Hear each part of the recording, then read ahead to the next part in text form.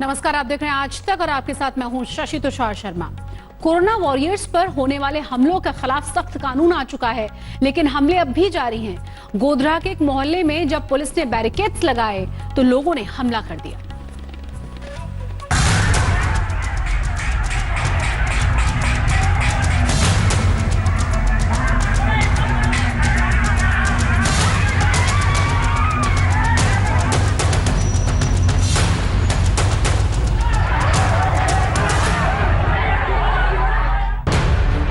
गुजरात के गोधरा में गोया मोहल्ले में गुरुवार की रात अचानक हो हल्ला मच गया। पुलिस पब्लिक में जबरदस्त झड़प हुई। पुलिस पर पत्थरबाजी हुई, खाकीधारियों पर कुर्सियां फेंकी गई। जवाब में पुलिस ने भी आंसू गैस के गोले दागे। बवाल, हंगामे और अफरा तफरी की कहानी कुछ यूं है। गुरुवार की रात गोधरा के गोया मोहल्ले में क्वारंटीन इलाका होने की वजह से पुलिस वहां पर बैरिकेडिंग के लिए गई थी। उसी समय उसका विरोध करते हुए पुलिस के ऊपर पथराव किया जाने लगा। इलाके के लोग पुलिस पर पत्थर मारते हैं, कुर्सियां तक फेंकते हैं।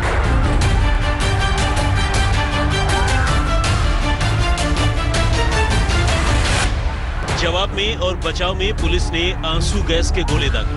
फिलहाल इलाके में तनाव जरूर है, लेकिन हालात पर नियंत्रण है। તે વખતે સ્થાનિકોએ પથ્થરમારો કર્યો છે અને એ પથ્થરમારોને રોકવા માટે પોલીસે 5 ટીયર ગેસના શેલ છોડ્યા છે। હાલમાં સ્થિતિ નિયંત્રણ હેઠળ છે। सवाल है कि आखिर कब तक देश के इन कोरोना वॉरियर्स पर यूं ही जानलेवा हमले होते रहेंगे। कुछ ऐसा ही वाकया हुआ था कानपुर में बुधवार को, जब कोरोना पीड़ित शख्स के परिवार की जांच के लिए पहुंची पुलिस पर चमनगंज इलाके में लोगों ने हमला किया था।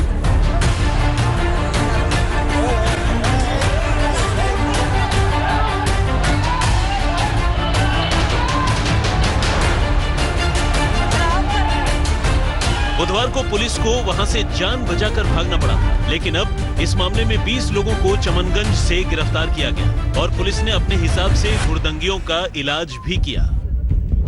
इस पूरी घटना में डिजास्टर मैनेजमेंट एक्ट, महामारी अधिनियम, क्रिमिनल अमेंडमेंट लॉ और भारतीय दंड प्रक्रिया की सुसंगत धाराओं के अंतर्गत राष्ट्रीय सुरक्षा अधिनियम के तहत मुकदमा दर्ज कराया गया है। केंद्र सरकार, राज्य सरकारें, स्थानीय प्रशासन और समाज की तमाम हस्तियां लगातार अपील कर रही हैं। बावजूद इसके चंद खुराफाती लोग ड्यूटी पर डटी पुलिस के प्रति अपनी न्यूनतम जिम्मेदारी और फर्ज तक नहीं समझ रहे। जो लोग हमारी और आपकी सुरक्षा में दिन रात तैनात हैं, उन्हीं पर हमला किया जा रहा है। अहमदाबाद से गोपी घंगर और कानपुर से रंजय सिंह के साथ आज तक ब्यूरो। तो देश में कोरोना का कहर जारी है। अब तक 35,000 से ज्यादा लोग कोरोना संक्रमित पाए गए हैं, जबकि 1100 से ज्यादा की मौत हो चुकी है।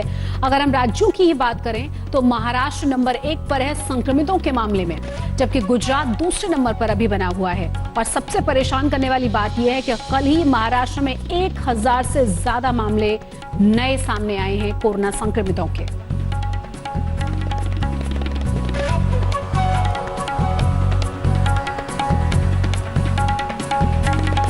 नॉर्थ कोरिया के तानाशाह किम जोंग 20 दिनों के बाद मीडिया के सामने नजर आए।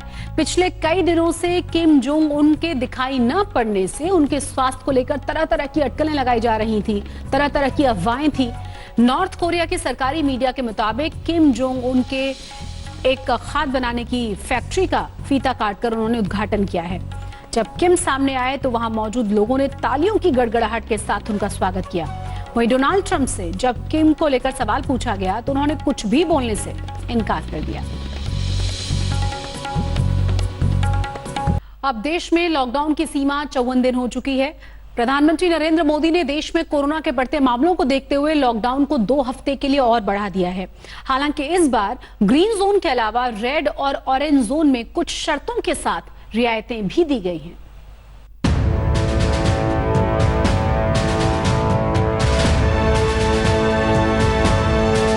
देश में कोरोना मरीजों की तादाद 35,000 के पार हो चुकी है। मृतकों की संख्या 1100 से ज्यादा हो चुकी है। वहीं हर दिन मौत के आंकड़े बढ़ रहे हैं। ऐसे में सरकार ने संपूर्ण लॉकडाउन को 2 हफ्ते और यानी 17 मई तक बढ़ाने का फैसला किया है।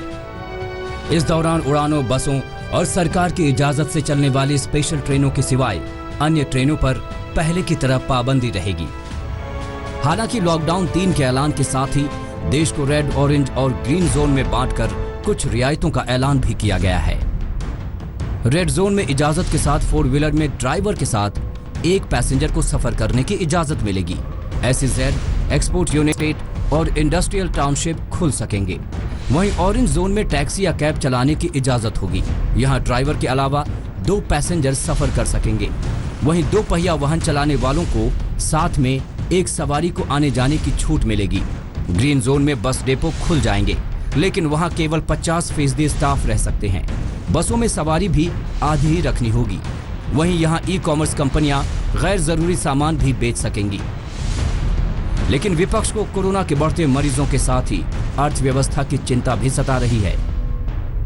अर्थव्यवस्था की जिस तरह से हालत बिगड़ी जा रही है, लगातार बिगड़ती जा रही है, तो बेरोजगारी लोगों में है, आगे चलकर भूखमरी का शिकार होंगे अगर लंबा चला तो उस सब के लिए आवश्यक है कि स्थिति सामान्य होना जरूरी है। सरकार चाहती है कि ज्यादा से ज्यादा जिले ग्रीन जोन में आएं, ताकि वहां औद्योगिक गतिविधियों की छूट दी जा सके।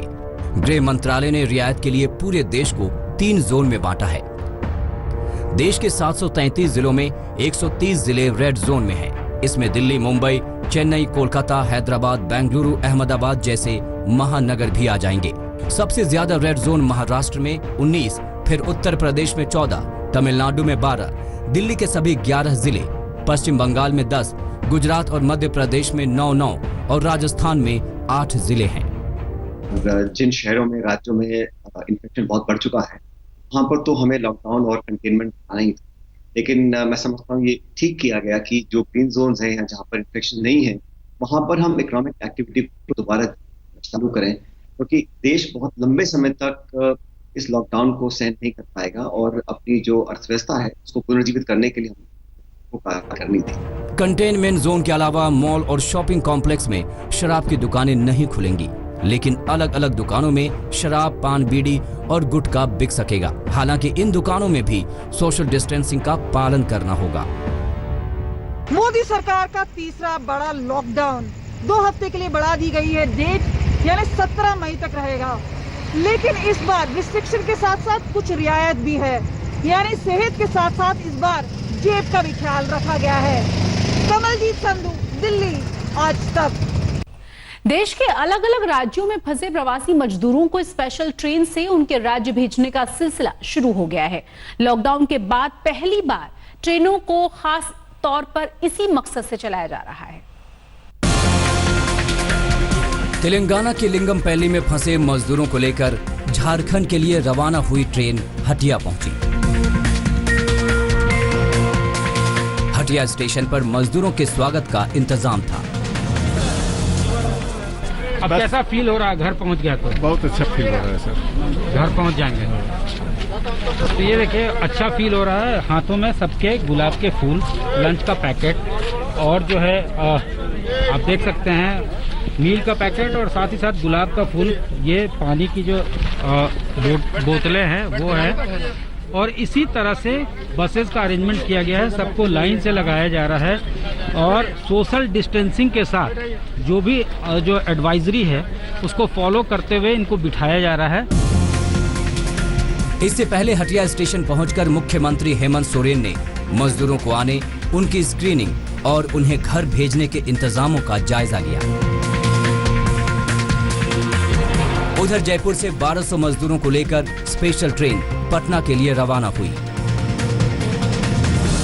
लॉकडाउन के बाद पहली बार जयपुर स्टेशन पर यात्री ट्रेन दिख रही होगी आपको। ये वो ट्रेन है जहां से मजदूरों को लेकर 1200 मजदूरों को लेकर पटना के लिए ट्रेन रवाना होगी जयपुर से। देखा जा सकता है कि किस तरह से यहाँ पर पुलिस के अधिकारी मौजूद हैं। चारों तरफ से आने जाने वालों के लिए बैरिकेडिंग की गई है। ट्रेन को सैनिटाइज किया गया है। बसों और दूसरी गाड़ियों से मजदूरों को नागौर से जयपुर लाया गया है और फिर रात 10 बजे ये ट्रेन उन्हें लेकर पटना के लिए रवाना हुई। रेल नेटवर्किंग जो भारत का इस विषम परिस्थिति में, इससे बड़ा कोई नेटवर्किंग नहीं हो सकता है लोगों को अपनी डेस्टिनेशन तक जाने के लिए। और हमारी सरकार पूरी तैयारी की है। हर प्रदेश के लिए एक नोडल अफसर बहाल कर दिए गए हैं और हम अपने जो परिवहन विभाग है उनकी सारी बसेस को सैनिटाइज करके हमारी ये तैयारी है कि यदि वो रेल से आते हैं तो उनको पुनः एक जांच किया जाएगा।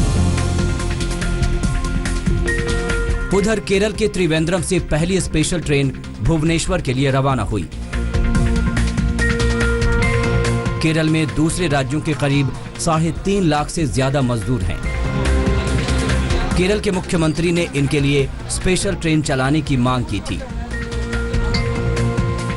वहीं महाराष्ट्र में भी लाखों मजदूर अपने अपने घर वापस भेजने की मांग कर रहे थे। इन मजदूरों के लिए भी महाराष्ट्र से स्पेशल ट्रेन चलाने की शुरुआत हो चुकी है। नासिक से भोपाल के लिए श्रमिक स्पेशल रवाना हुई। बड़े दिनों के बाद घर जा रहे हैं सर, हमें खुशी तो बहुत हो रही है। बाकी यहाँ के सरकार को भी बहुत शुक्रिया अदा करना चाहेंगे, हमारा बहुत अच्छा ख्याल रखा। उनका सब ख्याल हमने रखा है। आज महीने भर कैंप में रहने के बाद उनकी मेडिकल टेस्ट जब कराई गई तो सभी मजदूर और सभी नागरिक वहाँ रहने वाले बिल्कुल फिट एंड फाइन हैं। तो आज उनको हम यहाँ से भोपाल रवाना कर रहे हैं। ये ट्रेन यहाँ से सीधी निकलेगी और भोपाल जाएगी। उनकी फिटनेस सर्टिफिकेट हमने उनको दिए हैं। लॉकडाउन से 17 मई तक बढ़ जाने से ज्यादातर उद्योग धंधों का चल पाना मुमकिन नहीं है। ऐसे में अलग अलग राज्यों में फंसे प्रवासी मजदूरों को स्पेशल ट्रेनों से उनके अपने राज्य भेजने का सिलसिला शुरू हो गया है। ऐसे मजदूरों की संख्या लाखों में है, लिहाजा ये सिलसिला अभी जारी रहेगा। रांची में सत्यजीत कुमार और जयपुर में शरद कुमार के साथ आज तक ब्यूरो। देश में कोरोना के मामले कम होने का नाम नहीं ले रहे हैं। महाराष्ट्र और दिल्ली में संक्रमित मरीजों का आंकड़ा तेजी से बढ़ रहा है, जिसने सरकार की टेंशन को बढ़ा दिया है।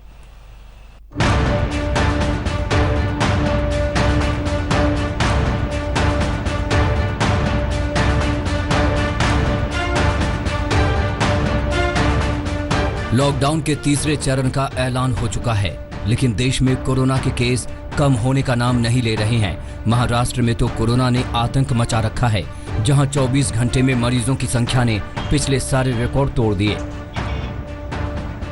महाराष्ट्र में 24 घंटे के अंदर 1008 नए केस सामने आए हैं। ये पहला मौका है जब देश के किसी राज्य में एक दिन के अंदर इतने ज्यादा संक्रमित मरीज सामने आए हों। राज्य में कोरोना संक्रमित मरीजों की संख्या 11,506 हो चुकी है, जबकि कोरोना की वजह से अब तक 485 लोगों की जान जा चुकी है। सबसे बुरा हाल मुंबई का है, जहां 7,812 लोग अब तक कोरोना संक्रमित हो चुके हैं, जबकि 295 लोगों की जान जा चुकी है। दिल्ली की सारी सीमाएं सील हो चुकी हैं, लेकिन राजधानी में कोरोना के केस कम होने का नाम नहीं ले रहे। पुलिस वालों पर कोरोना का अटैक जारी है। दिल्ली पुलिस के 4 नए जवान कोरोना संक्रमित हो गए हैं, जिसमें निजामुद्दीन मरकज की जांच कर रहे क्राइम ब्रांच के 2 पुलिसकर्मी भी शामिल हैं। दिल्ली में संक्रमित पुलिसकर्मियों की संख्या 45 हो गई है, जिसने पुलिस प्रशासन की टेंशन बढ़ा दी है। जो भी लोग फील्ड में ड्यूटी करते हैं वह हमेशा ध्यान रखें कि वर्दी साफ सुथरी हो, मुंह और नाक ढके हुए हों, आंखों में ट्रांसपेरेंट चश्मा हो या फेस शील्ड से चेहरा ढका हुआ हो, हाथों में फुल ग्लव्स हो, जिससे कि हम ड्यूटी के वक्त पिकेट पर या पेट्रोलिंग पर किसी भी प्रकार के इन्फेक्शन के संपर्क में ना आ पाएं। दिल्ली में सीआरपीएफ के 12 और जवान कोरोना संक्रमित हो गए हैं, जिसके बाद सीआरपीएफ में संक्रमित लोगों की संख्या 65 हो गई है, जबकि 200 जवानों की रिपोर्ट आनी बाकी है। वहीं करोल बाग से आम आदमी पार्टी के विधायक विशेष रवि और उनके भाई को भी कोरोना हो गया है। विधायक के संपर्क में आए लोगों को ट्रेस किया जा रहा है। राजधानी में कोरोना के मामले बढ़कर 3,738 पहुंच गए हैं। वहीं कोरोना से मरने वालों की संख्या 61 पहुंच गई है। दिल्ली में एशिया की सबसे बड़ी मंडी आजादपुर में कोरोना का एक और केस सामने आया है। आजादपुर मंडी में अब तक 16 लोग कोरोना संक्रमित हो चुके हैं, जबकि एक व्यापारी की कोरोना से मौत हो चुकी है। मंडी में 25 दुकानें सील की गई हैं और 43 लोगों को क्वारंटीन किया गया है। एहतियात के तौर पर ओखला मंडी को 2 दिन के लिए बंद कर दिया गया है। वहीं दोनों मंडियों में सैनिटाइजेशन का काम जारी है। सरकार के मुताबिक अगले 2 महीनों में करीब 75,000 वेंटिलेटर की जरूरत पड़ सकती है। ऐसे में मारुति और महिंद्रा कंपनी ने इसके लिए टाई अप करके वेंटिलेटर का काम तेज कर दिया है और आगे वक्त रहते टारगेट पूरा करने की उम्मीद जताई है। आज तक ब्यूरो। और अब बात उन पुलिस वालों की जो लॉकडाउन पालन कराने में जुटे हुए हैं। उन्हें न तो कोरोना जैसे खतरे की परवाह है और न ही धूप छांव की। दिल्ली में पुलिस वाले बड़ी संख्या में संक्रमित हो चुके हैं, लेकिन ये महामारी भी उन्हें ड्यूटी से नहीं रोक पा रही।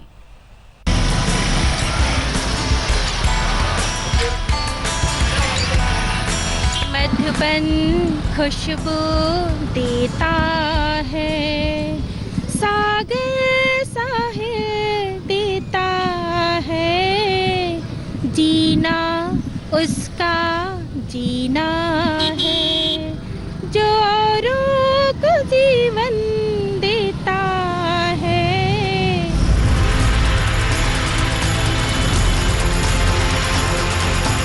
फर्ज निभाना तो कोई इनसे सीखे।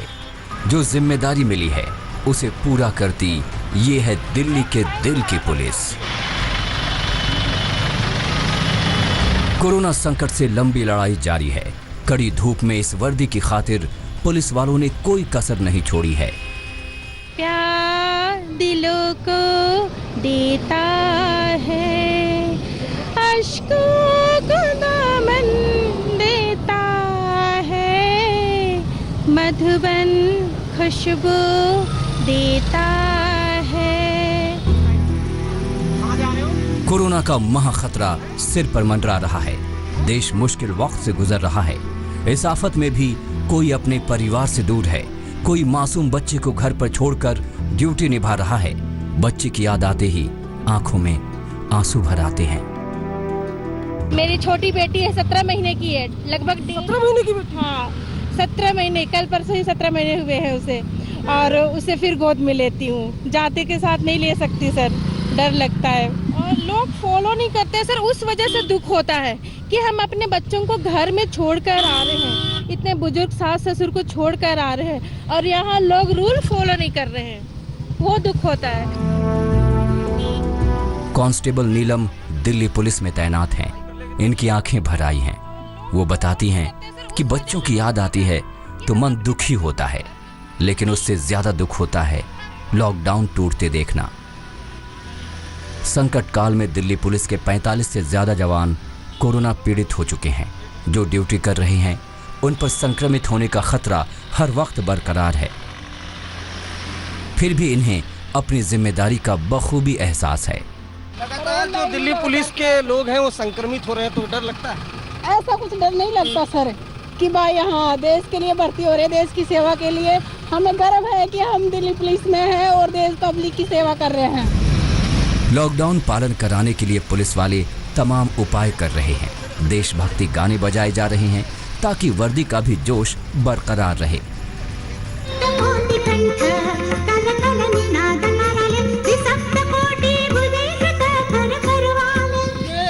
लाउड स्पीकर का इस्तेमाल देशभक्ति गाने में भी होता है। इसमें हम देशभक्ति के गाने भी चलाते हैं, ऑडियो मैसेज भी प्ले करते हैं लोगों को जागरूक करने के लिए।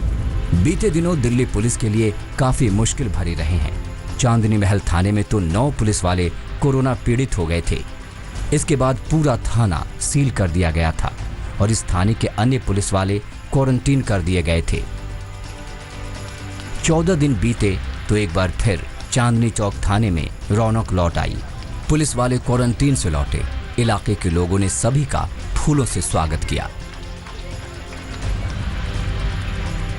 हमें क्वारंटीन हम लोग 14 तारीख से हो गए थे। 14 पूरा थाना? और नहीं, पूरा थाना नहीं, जब हम लोग 27 टोटल नंबर 27 स्टाफ। आप कहाँ रहे आप? सर बैरकों में रहे, अच्छी तरह से रहे। गर्म पानी और सारी सुविधा दी गई है। घबराहट हो रही थी? नहीं सर, कोई घबराहट नहीं। अब खुशी है, हम ड्यूटी वापस आ रहे हैं, अपने करते हुए पूरी ईमानदारी से निभाएंगे। चांदनी महल इलाके में ही अलग अलग मस्जिदों से कई जमाती पकड़े गए थे। उनमें से 52 संक्रमित पाए गए थे। पूरा थाना जो है वो क्वारंटाइन में था। 26 लोग जो बैरकों में थे या अंदर रह रहे थे वो वहीं रहकर काम करने लगे। बाहर कोई नहीं निकला, किसी और से उन्होंने कांटेक्ट एस्टैब्लिश नहीं किया। जो बाकी 3 लोग हमारे हॉस्पिटल में एडमिट थे उनका भी इलाज हो गया है, उनका टेस्ट नेगेटिव आया है और वो भी ठीक होकर उन्होंने अभी उनको हमने बाहर रखा हुआ था क्योंकि इसका क्वारंटाइन चल रहा है। इन पुलिस वालों की जितनी तारीफ की जाए वो कम है। केजरीवाल सरकार ने बड़े खतरे को देखते हुए सिर्फ पुलिस वालों की खातिर अलग से कोरोना टेस्टिंग सेंटर बना दिया है। अरविंद ओझा, दिल्ली, आज तक। अमेरिका में कोरोना ने सबसे ज्यादा तबाही मचाई है। जहां 11 लाख से ज्यादा लोग कोरोना संक्रमित हैं, वहीं 65,000 से ज्यादा लोगों की जान जा चुकी है। अमेरिका के न्यूयॉर्क में कोरोना का सबसे ज्यादा असर है। इसके बावजूद वहां लोग लॉकडाउन और पाबंदियों का विरोध कर रहे हैं। न्यूयॉर्क की पार्किंग से लोगों ने रैली निकाली, जिसमें कहा गया कि वो काम पर जाना चाहते हैं। वहीं दूसरी ओर ट्रंप ने कहा है कि अमेरिका में उम्मीद है कि कोरोना से मौत की संख्या 1 लाख के भीतर सिमट जाएगी। वहीं डोनाल्ड ट्रंप ने कोरोना वायरस संक्रमण के इलाज के लिए इबोला की दवा रेमडेसिवियर को मंजूरी दे दी है। People were thinking in terms of 1.5 million lives lost to 2.2 without the mitigation, and hopefully we're going to come in below that 100,000 lives lost, which is a horrible number. Nevertheless, it's a horrible thing. Could have been stopped. It should have been stopped at the source. It's a very sad chapter. There was no reason for this. There was no reason for this. It should have been stopped at the source. नमस्कार, मैं हूं अंजना ओम कश्यप। हमें उम्मीद है ये video आपको पसंद आया होगा। लेटेस्ट खबरों के लिए यूं ही देखते रहिए आज तक, और इस वीडियो के पसंद आने पर लाइक, शेयर एंड सब्सक्राइब करना ना भूलें।